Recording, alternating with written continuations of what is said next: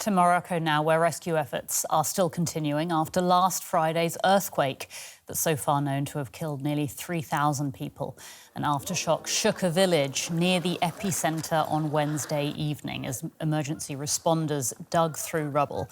More soldiers and aid workers are making their way to remote rural areas where entire villages have been wiped out. Authorities are working to reopen damaged and blocked roads, but hopes of finding survivors are now dwindling. 19-year-old Iman and her father Ibrahim walk together through their village. It's been devastated by the disaster. Iman is a student in the city of Fez. She returned home after the earthquake struck to find out that 10 of her relatives were killed by the quake. Among them was Iman's 6-year-old brother, who was about to go to school. My brother was a very kind boy. All the neighbors knew him. They cried over him when he died because whenever anyone asked him for something or to do them a favor, he never refused. Across the region, in remote villages like Iman's, rescue workers continue their search for survivors. They have stepped up their efforts as the chances of finding someone alive are fading fast. There are still people under the rubble, and we're still searching, but we haven't managed to find everyone. A while ago, a telephone rang, but we didn't find the person. Thousands of volunteers from Morocco and around the world have answered a plea for help. One of their tasks is loading humanitarian aid onto trucks that will deliver it to earthquake victims. There's a great solidarity with many people helping one another. It's incredible. I'm moved when I see people in every street, even the poorest individuals, giving a can of oil, a packet of sugar, all with a genuine desire to assist. It's a country with a big heart and a remarkable generosity. Please don't hesitate to continue offering help from all around the world. Despite her grief, Iman has also joined the efforts in her village, helping to organize food and water deliveries. She says that's about all she can do to keep on going after the terrible loss. How many times I played and ran with my friends here. My friend Hiba also died. Everything is gone. It's a feeling shared by many Moroccans whose lives have been shattered by the disaster. Let's cross straight to DW correspondent Amian Essif, who is in Marrakesh. Amian, given the aftershocks, can you give us a sense of the situation there today? Well, in Marrakesh, the situation is still extremely intense. A lot of people have gathered here, including aid workers.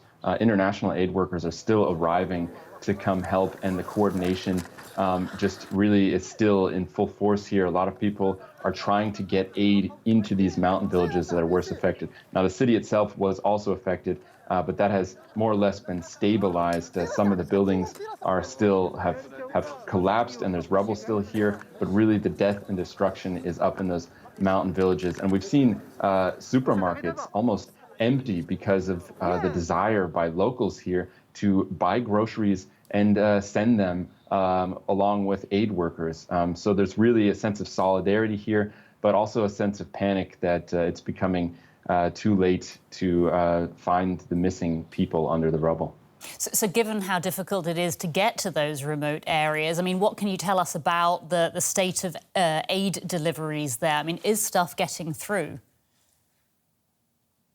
It is getting through, but slowly. It's hard to overstate how difficult it is to reach these mountain villages. Sometimes there's settlements with just a few families along a winding mountain road that has had rocks come over it. Now there is one village, Imi in Tala, that did see over the last day or so aid finally coming in. A lot of people there were overjoyed to finally have contact with the world again. So aid was able to reach this village, which was completely destroyed. But somebody, one of the teams that was up there, told us that there are 8 more villages along the road after that is still blocked.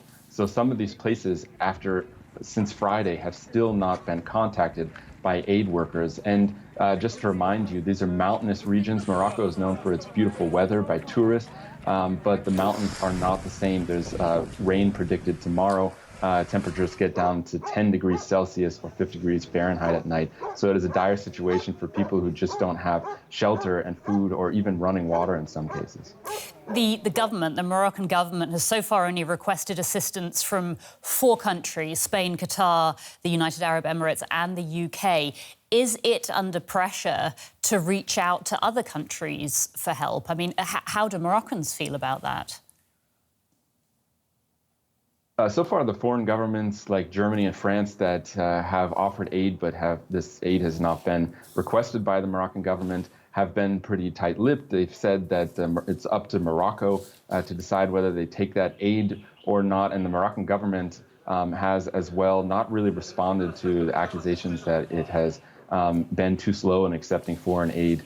The Moroccan government's explanation for this is that because of the particular situation, the disaster situation here, where they have lots of aid, they just can't get it to the villages. They were worried about creating a bottleneck. So that's the justification they're using for saying that we're only inviting a few countries to help us. We're coordinating it from the government. We're not going to let the UN do the coordinating. They said they can handle this, that the locals know best, and that it's not the amount of aid that they need. It's what it is the coordination, and they don't want to add a problem to a problem, is what they said. But of course, a lot of aid workers here on the ground who have experience in other aid areas and other disaster areas have said that they're used to the UN coming in and seeing a lot bigger reaction to a disaster like this. Amian, thanks so much. That's Amian Asif reporting from Marrakesh.